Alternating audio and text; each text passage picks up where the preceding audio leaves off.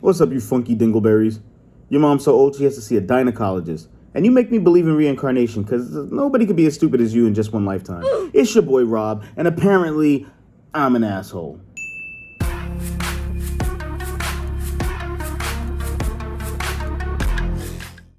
What's up, fuckers? Well, made it to another episode. I'm glad you're here. And I got some stuff to do, so I gotta make this one quick, but I couldn't deprive you from another illustrious, glorious episode of Am I the Asshole? Yeah. Anyways, if you're new here, let me give you a little bit of... No, I don't want to give you any of that. But let me give you a little bit of a background of what we do. We get on Reddit or my Twitter, twitter.com/assholeamthe, or we take submissions at amitheahole22@gmail.com. We read the stories that people submit, and they ask us if they're wrong, right, whatever. And we tell them whether they're the asshole, whether they're not the asshole, whether everyone sucks, no one sucks at all, and this state, country, continent sucks. The place we're going to get on today is Glendale, California. We're going to go for a city. Now, it's also known as Little Big Armenia. There's a lot of Armenians there. Now, I'm not entirely going to make this about race, but I'm black. I used to live around Armenians. So I'm speaking from experience. I left Glendale in June of this year because I could not take this shit anymore. I lived across the street from a Starbucks. Now, mind you, I felt exotic as fuck. There was only one other black person in the building, but she was light-skinned, and, you know, her and her girlfriend, which is a whole other can of worms because of the fact that they didn't really care for her because she was gay. I can't speak on that. That's really fucked up. As far as me, straight, still, guy, black. Anyways, I'm going to Starbucks. I'm going to get my Grande Nitro Cold Brew with 4 pumps of brown sugar and oat milk. Like, I'm not bothering anybody. The people at the tables, they would sit there and they're playing backgammon and eating sunflower seeds. Now, the irony there is, if you know a lot of inner city black people, for the most part, we love sunflower seeds. And we all play games like backgammon, Skelly, you know, what's the other one? Spades and speed, all that shit. So we would sit there and play games with y'all if y'all weren't so fucking stupid half the time. Now, if it's not about you, it's not about you. But like I say, if the shoe fits, then lace that bitch up and wear it. Most of the time, if you're following this show, you already know my sense of humor and my temperament. I hate everybody equally, so this is not about you. But if you feel singled out, make sure to leave. Keep the subscribe on. You're not going to do that. Anyways, Glendale, California gets it today. And let's get on with the show. I got shit to do.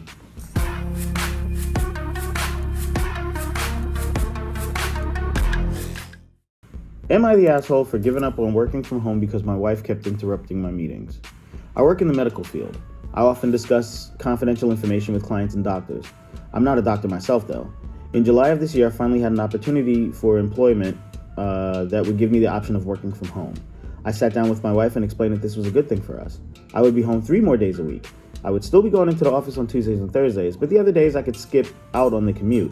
I could help with my daughter in the morning and throughout the day. I could also help with I could also help with supper when I'm done with work. I could also see my 4-year-old more.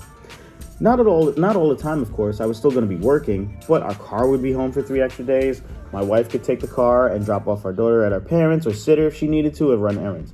We say and talked to my daughter. Okay, strike one. And explained that even though I was home, I could not spend all my time with her. I explained that if the door was closed, she needed to knock quietly and ask permission to come in, and to accept it if the answer was no. My daughter understood. My wife did not. She was constantly coming into the office when I was in meetings. I had to excuse myself to get her out of the room. More than once, I saw my daughter trying to keep her out of the room. One time, my wife was trying to carry my daughter into the room, and my daughter was holding onto the door jamb so she didn't get in trouble for coming in when the door was closed. I finally put a lock on the door. My wife said she didn't like being locked out of her room in her house. I explained that the door being closed and a sign saying that I was in a meeting didn't stop her. She finally got the point until this Thanksgiving. I was working on the Wednesday before Thanksgiving and she needed to go buy something for the meal the next day, and for some reason could not take our daughter with her, or drop her off with either set of grandparents. I don't understand why. Or drop her off in daycare when we have a spot there. She instead decided to shake my locked door and knock until I answered. I muted my meeting, opened the door, and told her to leave me alone until the end of the day. She left and texted that my daughter was watching TV in the other room, which I didn't know until I got the text message 20 minutes later. I talked to my boss and I went back to work at my workplace starting last week. I hate being away from my daughter and my wife. My wife hates being limited to using Uber on the days I'm not home, or depending on our parents. Now she's mad at me for going back into the office. I told her that it's her fault for not understanding that I was working from home, not just playing games in my office or something. I feel like an asshole, and she says that I am, but I'm the sole breadwinner for our family. If I got laid off because of her, we would be in financial hardship. And he adds an edit, because this one is on Reddit, so he's responding to the Reddit commenters. He says, why are people messaging me about a spray bottle? She's not a cat. And thanks for the information about this post, but I'm not going to buy her a second car.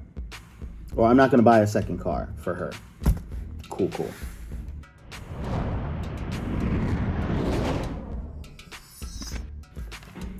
Not in the slightest are you the asshole. Your wife is an asshole. Your wife is how does your 4-year-old understand more shit than your grown-up wife does?